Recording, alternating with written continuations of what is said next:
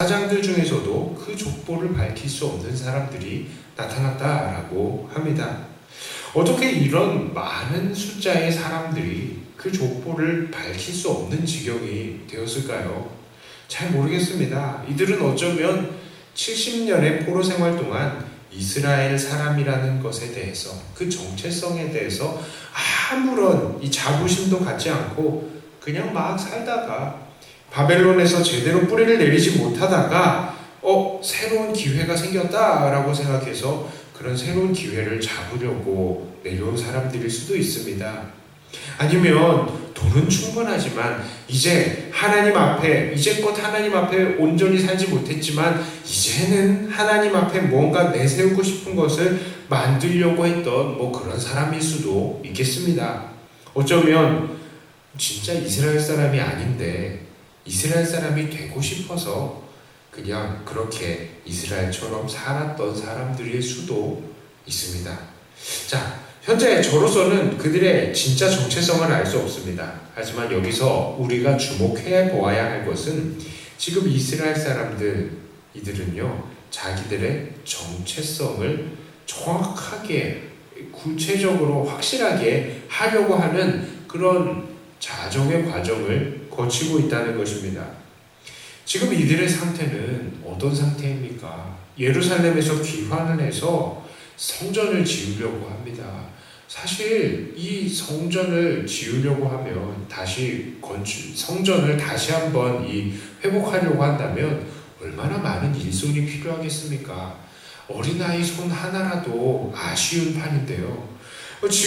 그런데 이 사람들은 너희들 정말 이스라엘 사람들이 맞는지 안 맞는지 한번 확인해 보자 라고 하고요. 제사장들도요, 너희들 한번 확인해 보자. 야, 안 되겠는데? 우림과 둠밈을 가진 제사장이 일어나기 전에는 니네들 직분 행하지도 말고 성물도 먹지 마! 이렇게 말을 합니다.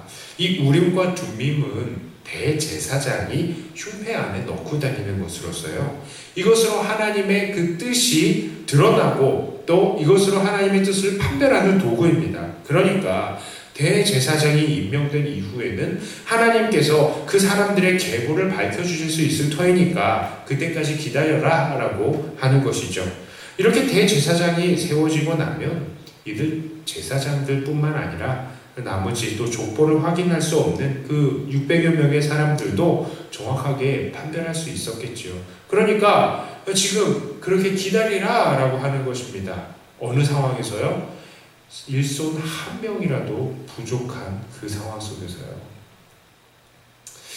자, 어쨌든 지금 이들은 이렇게 자기들의 정체성을 정확하게 하면서 아무나 성전을 짓고 또 아무나 예배를 주관하게 하지 못하도록 했습니다. 그리고 오늘 우리는 이것을 주목해 보아야 하는 것입니다. 이들이 왜 그렇게 했습니까? 이들이 왜 아무나 함부로 성전을 짓고 함부로 아무나 예배를 인도하지 못하게 했습니까? 그것은요, 하나님의 성전과 예배는 거룩한 것이기 때문입니다. 하나님에게 속한 것을 우리가 함부로 행할 수는 없기 때문입니다. 만에 하나 하나님과의 약속과 관계없는 사람들이 성전을 짓는 것에 동참했다가 나중에 그들이 자기의 본색을 짱 드러내면서 이 성전 우리가 우리 손으로 지은 거야, 이제 이 성전에는 우리의 지분이 있어, 이렇게 주장을 한다면 그것은 너무나 골치 아픈 문제가 되겠죠. 하나님의 제사는 어떻습니까? 하나님의 제사는 정말로 하나님께서 정하신 이 제사장들의 계보의 사람들이 이 제사를 진행해야 되는데요, 이 사람들이 나중에 자기 정체를 드러내면서 우리가 이랬었지 이렇게 이야기를 한다면 하나님의 제사, 그동안에 하나님께 드려진 제사는 뭐가 되겠습니까?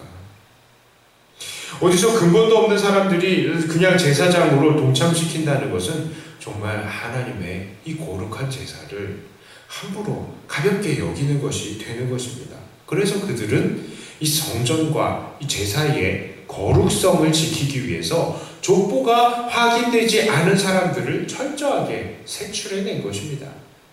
오늘 우리들도 이런 이들의 자세를 본받아야 합니다. 우리도요, 거룩한 것을 힘써서 지켜야 합니다. 하나님은 우리 개개인을 성전 삼으시기도 하지만 우리의 모임을 성전을 삼으시는 것이죠. 자, 그런데 우리들은 이런 거룩한 성전 가운데에서 하나님께서 택하지 않은 사람들을 중용할 수도 있는 거예요. 우리는 그런 사람들을 구별해내야 됩니다. 이런 사람들이 교회에 있게 되면 교회는 어려움을 당하게 됩니다. 이렇게 하나님의 백성이 아닌 이들이 하나님의 백성들에게 악한 영향력을 행사할 수 있어요. 교회의 일원인 것처럼 와가지고 얼마든지 악한 이 세상에 영향력들을 끼칠 수 있는 것입니다. 이런 사람들이 교회에 있게 되면요, 어려움을 당하게 돼요. 이런 하나님의 백성이 아닌 이들이 하나님의 백성들에게 악한 영향 끼치고요, 악한 문화를 가르치고 세상의 법칙대로 교회를 움직이려고 하게 되는 겁니다. 이들은요, 세상 속에서 자기의 죄악을 따르는 행동을 계속해서 행하고 있죠. 그렇게 되면서요, 교회에 이 먹칠을 하고 예수님의 이름에 먹칠을 하게 되는 것입니다. 바로 하나님이 택하시지 않은 근본도 없는 사람들 때문에 교회의 거룩성이 심각하게 훼손이 되는 것입니다. 우리의 예배는 어떻습니까? 우리의 예배 또한요, 하나님께서 정해진 제사장들이 드렸던 이 구약의 이 제사처럼 하나님께서 택하신 구원받은 사람만이 예배를 드릴 수 있는 거예요. 믿지 않는 자들도 이 자리에 함께 와서 앉아 있을 수는 있지만 그것은 그냥 예배 시간에 참여한 것이지 함께 예배를 드린 것이 아닙니다. 그런데 교회가 이렇게 예수님 믿지 않는 이들을 교회의 중직자로 세우고 교회를 운영하게 하고 예배를 그들의 손에 맡기게 되면 교회의 예배의 거룩성은 심각하게 훼손이 되는 것입니다. 하나님께 드려져야 할 예배가 사람의 개인 취향에 맞는 예배로 전락할 가능성이 높아지는 것입니다. 사실 우리가요, 현실적으로 생각해 볼 때에는 사람 한 명이 아쉽기도 하고 또 한 명의 일손이 아쉽기도 한 것이 사실이겠죠.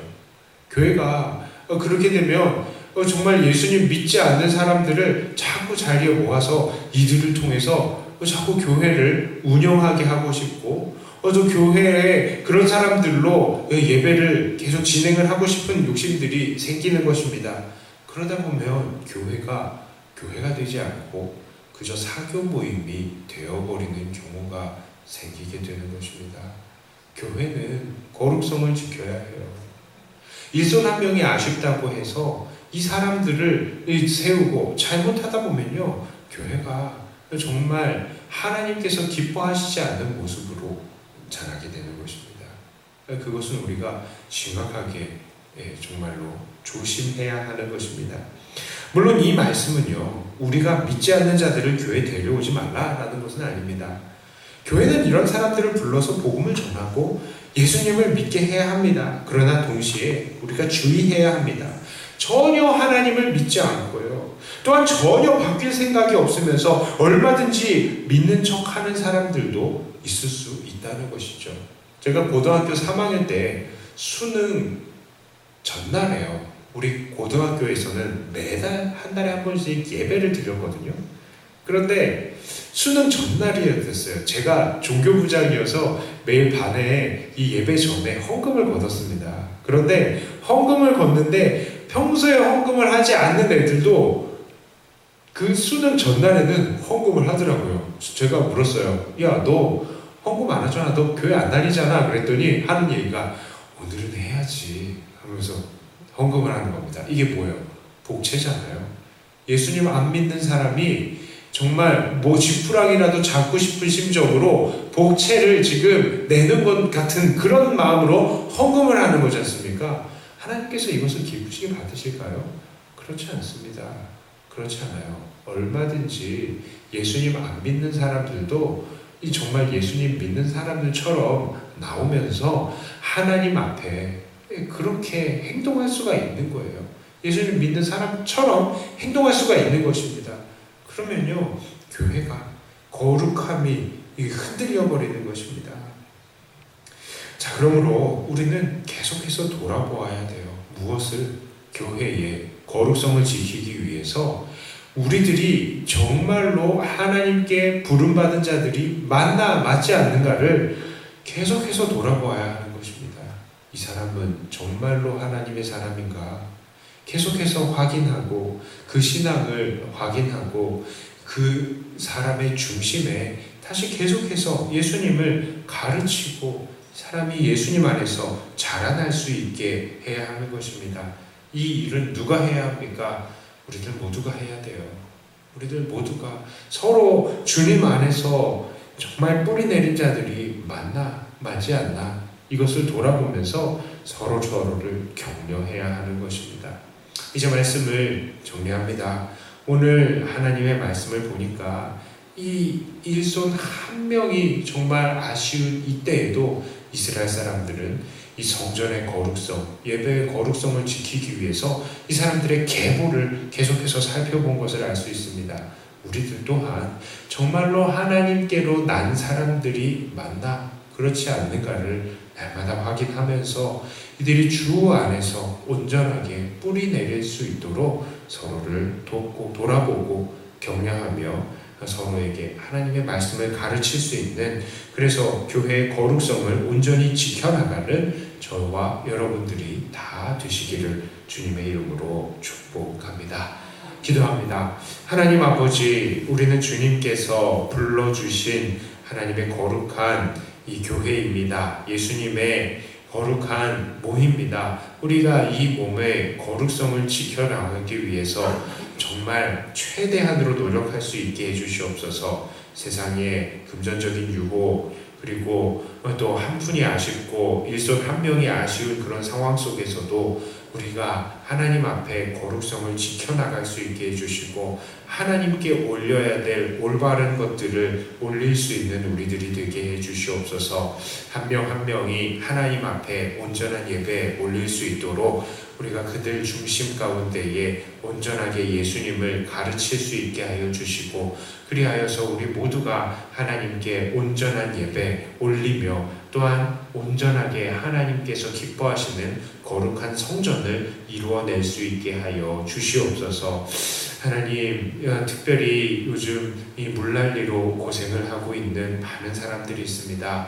그들을 불쌍히 여기시고 그 피해가 더 심각해지지 않도록 하나님께서 붙들어 주시고, 하나님, 어려움을 당한 모든 사람들 마음 가운데에 있는 그 하나님을 향한 두려움을 하나님께서 또 기억하게 하여 주셔서 이 기회를 통해서 하나님 앞에 엎드리고 더 하나님 구하는 그런 기회가 되게 하여 주시옵소서.